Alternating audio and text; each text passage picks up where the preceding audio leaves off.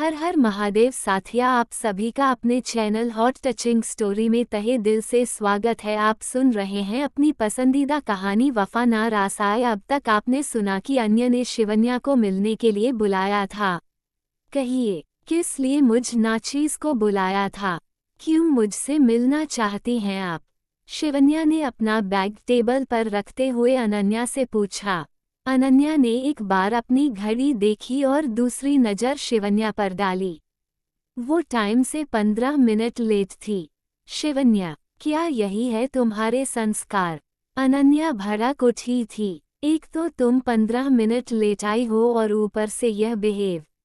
ना हाय ना हेलो ना कोई बात, सीधे काम। अनन्या का गुस्सा फूट पड़ा था। संस्कार की बात तो आप मत ही कीजिए। बेटी के 90% गुण माँ के होते हैं। सब कुछ आपसे ही सीखा है। शिवन्या ने लापरवाही से कहते हुए अपनी सीट ले ली। हालांकि अनन्या के सामने खड़े होने पर उसका कलेजा कांप रहा था, लेकिन फिर भी उसने खुद को बोल्ड दिखा रखा था। सच में तुम्हारे अंदर 90% मेरे गुण है? अनन्या ने हैरानी से पूछा, लेकिन अगले ही पल अपनी बात खुद काट दी। किसी भी कीमत पर नहीं। तुम तो अपने बाप की भी 1% की भी परछाई नहीं हो। वह भी तुमसे लाख दर्जा गुना अच्छा था। अनन्या ने चढ़ते हुए कहा। थैंक्स ऑफ गॉड कि आपको कहीं तो डैड अच्छे लगते थे। वैसे अगर 1% भी डैड आपको पसंद थे तो आपने उन्हें छोड़ा क्यों? शिवन्या ने सवाल किया। मैंने तुम्हारे सो कॉल्ड डैड को छोड़ा नहीं था, बल्कि उसने खुद तलाक के कागज सिग्नेचर कर कर मेरे सामने फेंक दिए थे। अनन्या ने कहा। आपके कर्म ही ऐसे थे। शिवन्या मुंह बनाते हुए बोली। दिमाग खराब हो गया है क्या तुम्हारा? मैं जितना ही तुम लोगों से नॉर्मल रहकर बात करना चाहती हूँ, उतना ही तुम लोग मेरे सर पर चढ़कर नाचते चलते हो। अगर मेरे कर्म खराब थे तो तुम्हारे कर्म कौन से कहे कि अच्छे हैं? जन्म देने वाली माँ को भुला दिया। अपने बाप के कातिलों के साथ रह रही हो। अनन्या कुर्ते हुए बोली। दिमाग तो नहीं खराब हो गया क्या आपका? पक्का लग रहा है कि हार की धमक में आपके सोचने समझने की शक्ति छीन ली है। मेरे पिता जिंदा है। शिवन्या ने एक एक बात रखते हुए कहा।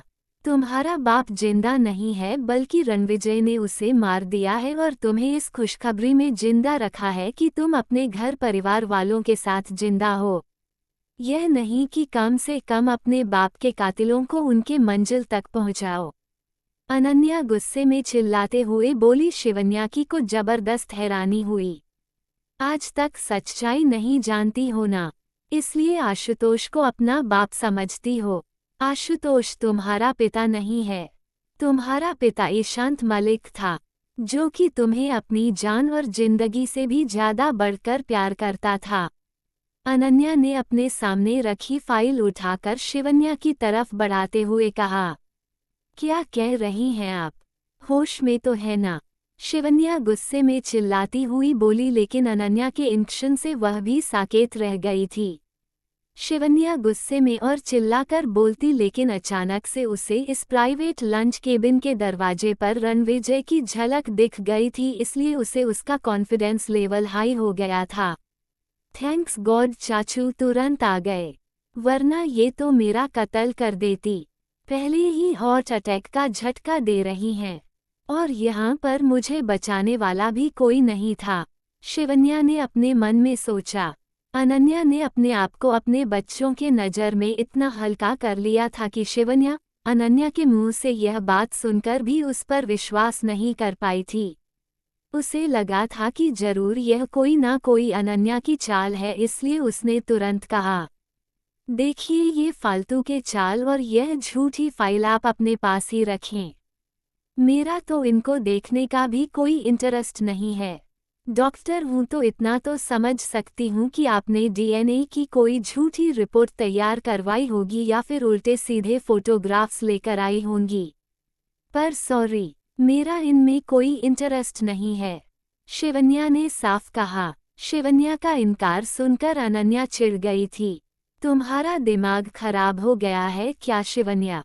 मुझे नहीं पता कि रणविजय ने तुम्हारा दिमाग किस तरह से फ्रेश किया है और उस आशुतोष ने तुम्हारे दिमाग में क्या पूरा भूसा भर के रखा है, लेकिन ये सच्चाई है और तुम सच्चाई से भाग नहीं सकती। अनन्या चिल्ला रही थी। आप धीरे भी बोल सकती हैं, मुझे सुनाई पड़ता है। चिल्लाने से झूठ सच में नहीं साबित हो जाता। शिवन्या ने अपने कानों पर हाथ रख लिए थे। अपनी माँ की बात भी सुन लो शिवन्या, वैसे सच्चाई से भागना भी नहीं चाहिए, क्योंकि कभी गलती से भी सच्चाई सामने आकर खड़ी हो जाती है ना, तो इंसान को स्वर्ग और नर्क यहीं पर दिखाई पड़ने लगते हैं। रणविजय केबिन का दरवाजा जो हल्का सा खुला था उसे पूरा खोलकर आराम से अंदर आते हुए बोला। रणविजय को देखकर अनन्या को 11,000 वोल्ट का झटका लगा था। क्या हुआ भाभी, मुझे यहाँ देखकर हैरानी हो रही है। रणविजय आराम से शिवन्या के साइड लगी हुई चेयर पर आकर बैठते हुए बोला। तुम भी आराम से बैठ जाओ बेटा, आज तुम्हारी मम्मी अपने मुंह से अपने कर्मों को एक्सेप्ट कर रही हैं। रणविजय ने आराम से शिवन्या के कंधे पर हाथ रखकर उसे बिठाते हुए कहा। इनका दिमाग खराब हो गया है चाचू, ये कह रही है कि मैं ईशांत मालिक की बेटी हूँ। शिवन्या अभी तक इसी शौक में थी, क्या किसी के कह देने से तुम उसकी बेटी हो जाओगी? रणविजय ने शिवन्या की आंखों में आंख डालकर पूछा। शिवन्या ने इनकार में सर हिला दिया, लेकिन उसका कलेजा धक धक कर रहा था। दिल में एक डर सा बैठा हुआ था कि कहीं रणविजय भी यही ना कह दे कि वह ईशांत मलिक की बेटी है। रणविजय ने अपने चेयर से कुछ उठकर अनन्या के हाथों से वह फाइल ले ली और कहा, बैठ जाए भाभी, मैं अभी आपको ना अरेस्ट करवाने वाला हूँ, ना आपको आपके गुनाहों की सजा देने वाला हूँ, क्योंकि आप जिसकी गुनहगार है ना, मैं चाहता हूँ कि आपको वह खुद अपने हाथों से सजा दे, क्योंकि अगर मैं आपकी सजा डिसाइड करूँगा तो कम हो जाएगी। रणविजय ने एक गुस्से से आग उगलती हुई नज़र अनन्या पर डालकर कहा। अनन्या के तो पैर कांप रहे थे, उसे तो डर लग रहा था कि कहीं रणविजय ने बाहर अपने पर्सनल बॉडीगार्ड ना रखे हो तो सीधे से इसे उठाकर फिर से फार्म हाउस में ले जाकर बंद कर दे। इतना ज्यादा मुझसे क्या घबराना है, मैं इस बार आपको खुद बंद नहीं करूँगा, बंद करने से तो कोई फायदा होता नहीं, आप चूहे की तरह बिल बनाकर बाहर निकल लेती हैं। चूहे को अगर उसी के बिल में मारना हो तो ज़्यादा मज़ा आता है, उसी के बिल में पानी भरकर मारने में। आप आराम से अपने मंसूबों को अंजाम दीजिए, क्योंकि काम तो आप मेरा ही हल्का कर रही हैं। रणविजय अनन्या की आंखों में झांकते हुए बोला। रणविजय की बात अनन्या नहीं समझ पाई थी। हाँ तो आप यहाँ पर किस लिए आई थी? शिवन्या को ये बताने के लिए कि उसका पिता कौन है। कभी यह मेहरबानी रणवीर पर भी बरसा दीजिए, उसे भी बता दीजिए कि उसका पिता कौन है।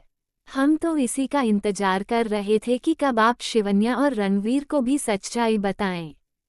रणविजय टेबल पर हाथ रखते हुए कहा। ये रणवीर कौन है चाचू?